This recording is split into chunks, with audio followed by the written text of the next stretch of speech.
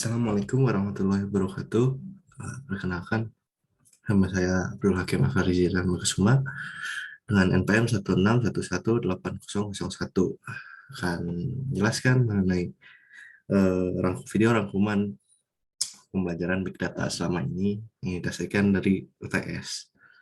Nah, yang pertama nih, apa sih Big Data itu? Big Data itu terbagi dari dua kata ya, terdiri dari dua kata.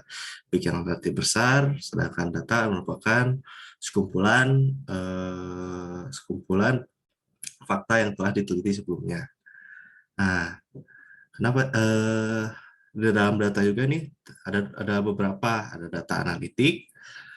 Pertama itu ada data analitik, dan kedua ada data analisis. Data analitik merupakan proses serangkaian kata.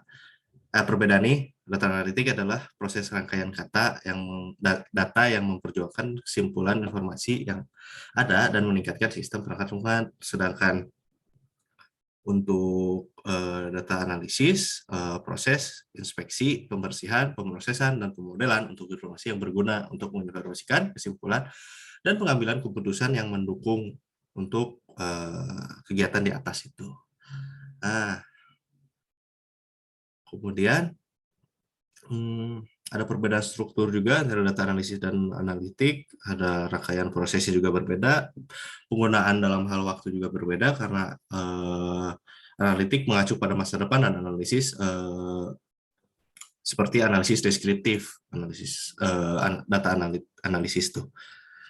Nah, kemudian ada juga data struktur, semi terstruktur, dan tidak terstruktur. Nah, tiga ini tuh berbeda-beda ya. Untuk data struktur diproses, disimpan, dan diambil dalam format tetap. Dan formulir ini akan disimpan dalam tabel dan biasanya disimpan dalam bentuk Excel. Contohnya kayak gaji karyawan, apalagi ini keuangan, dan lain-lain. Kalau semi struktur tuh masukkan dalam tabel juga, tapi formatnya berbeda. Sama seperti itu, tapi berbeda seperti file foto, JPG, atau JPG, atau PNG yang dapat diedit-edit. Kemudian data tidak terstruktur, itu tuh datanya tidak diketahui dan pasti akan tidak memiliki struktur tertentu. Contohnya like sosial media ataupun subscriber YouTube, salah satu YouTuber ataupun banyak YouTuber gitu. Ada juga ada perbedaan antara big data, big information, dan big knowledge.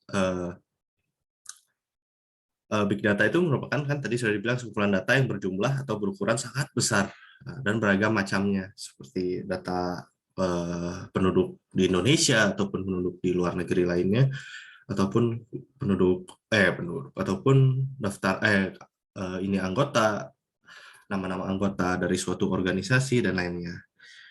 Kemudian big data ini terdiri dari 3 struktur, kan tadi datanya semi struktur, terstruktur, dan data tidak struktur. Kemudian ada big information. Big information merupakan sekumpulan informasi yang terdiri dari sekumpulan data yang berjumlah sangat besar.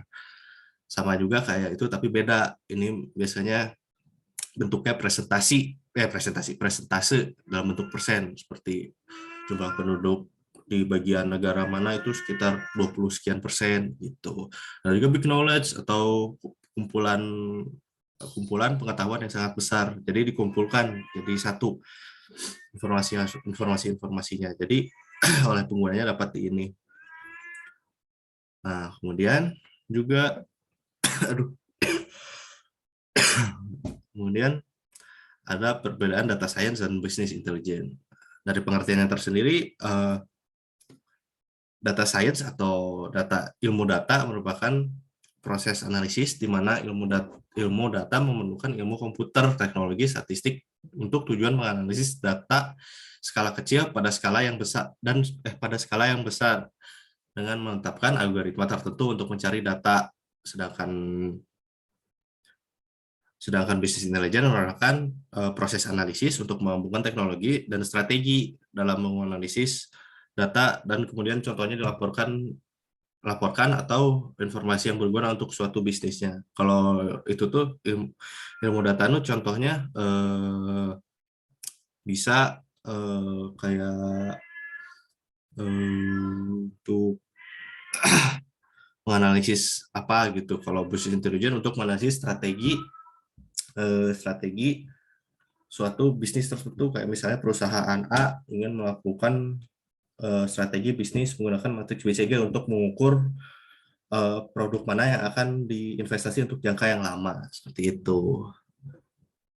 Nah, kemudian ada Hadoop. Nah, Hadoop ini atau HDFS nih merupakan Hadoop Distributed Archive System. Ya, jadi itu tuh suatu aplikasi yang berdasarkan Google File System atau GFS yang sangat baik berdasarkan segi konsep, logika, struktur, fisik, dan juga cara kerjanya. Hadoop ini banyak digunakan pada ini ini apa namanya? Ini big data ya. Ada kemudian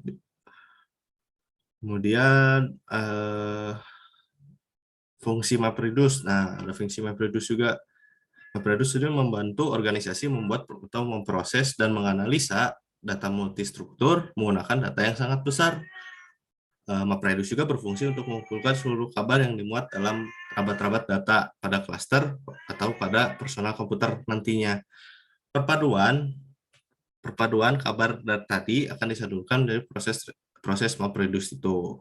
MapReduce merupakan fungsi dari habis map, dan output reduce akan dikirim kepada pengguna pengguna MapReduce-nya. Nah, kemudian fungsi pengurangan membaca pasangan kunci atau nilai mediator yang didapatkan berdasarkan peta setelah membaca kabar. Fungsi reduksi menggabungkan setiap kelompok nilai yang menggunakan kunci yang sama sebagai satu kelompok, bahkan hasil yang dikirim oleh pengguna ke pengguna terdapat pada bentuk kunci atau nilai. Jadi data yang dikirim merupakan data yang telah dipecah dalam beberapa blok gitu. Nah, kemudian saya ada contoh studi kasus untuk sebuah toko baju ini. Sebentar, akan di-share screen ini.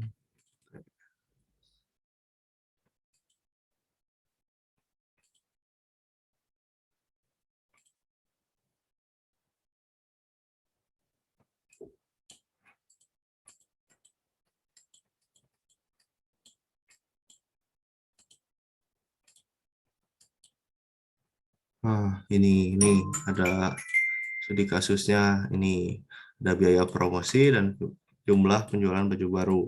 Nomor 1 ada 12, biaya promosinya dalam bentuk dolar ya ini, dan ada penjualan baju. Nah, ini dalam bentuk pieces. Nah, cara ininya yaitu kita ke data, kemudian menggunakan solver. Solvernya tuh kita carinya yang ininya changing values-nya yang di sini pilih, terus get layer benar, nanti set objektifnya benar nih, set objektif yang ini sampai sini begitu. Nanti udah gitu pencet solve, keluarlah hasil seperti ini. Nih hasilnya.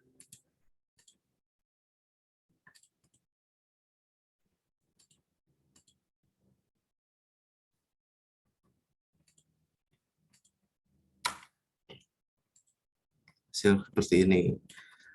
Untuk cara bacanya adalah multiple R yang didapatkan adalah sebesar 0,92, yang mengartikan bahwa terjadi hubungan yang sangat kuat antara variabel independen yaitu biaya promosi dan dengan variabel dependennya yaitu volume penjualan bajunya. Nah, itu tuh terjadi itu karena si ininya sangat berpengaruh begitu. Kalau dia tidak kuat hubungannya, berarti dia tidak berpengaruh, seperti itu. Kemudian R-square yang didapatkan sebesar 0,8, yang berarti presentasi waktu dalam variabel terkait tersebut dijelaskan dengan baik oleh variabel bebasnya. Variabel bebas tuh yang tadi yang dependen itu, yang penjualan bajunya kan tidak tahu ya, mungkin setiap bulannya dapat berubah-ubah atau setiap minggunya dapat berubah-ubah penjualan baju itu. adjusted R-square-nya didapatkan 0,83, berarti R-square telah sesuai dengan variabel dalam model tersebut. Dan yang terakhir, standar error yang didapatkan adalah 0,89, berarti itu adalah hasil yang cukup tinggi. Jadi misalnya standar error tuh jika standar error semakin tinggi, maka tingkat kesalahan dalam sebuah perhitungan ini tuh akan semakin salah, seperti itu. Nah, seperti itu. Mungkin sekian saja video dari saya untuk untuk memenuhi nilai UAS Big Data kali ini. Sekian dari saya. Wassalamualaikum warahmatullahi wabarakatuh.